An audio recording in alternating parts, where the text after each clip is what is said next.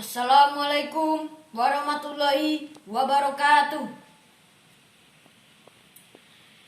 Sejak wabah virus corona menyebar di sejumlah negara, menjaga etika batuk dan bersin, khususnya di tempat umum, merupakan penting untuk diperhatikan.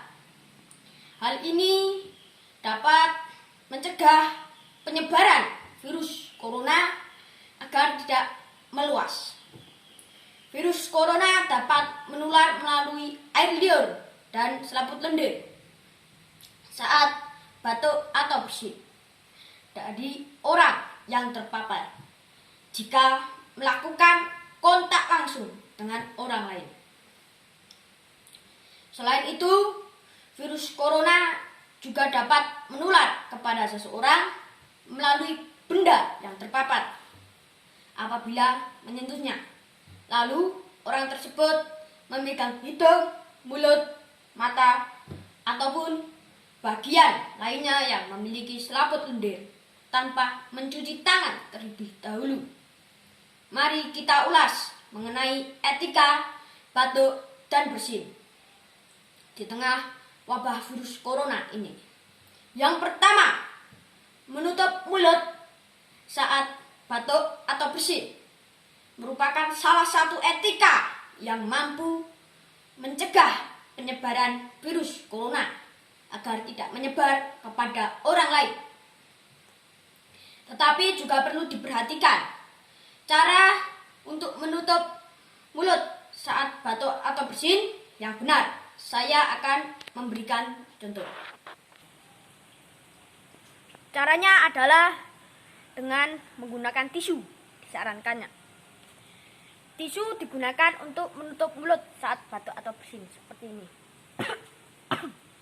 Lalu setelah itu, tisu yang telah digunakan tidak boleh dibuang sembarang tempat, tetapi dibuang di tempat sampah.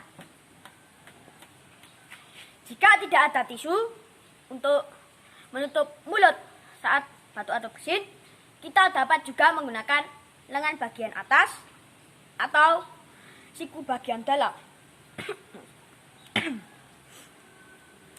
Yang kedua, memakai masker saat terkena sakit flu ataupun saat batuk.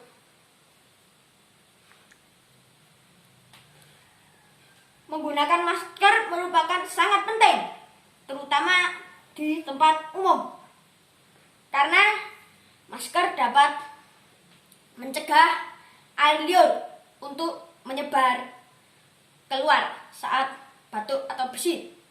Tetapi juga disarankan menggunakan masker yang memiliki 3 lapisan agar mulut tetap higienis.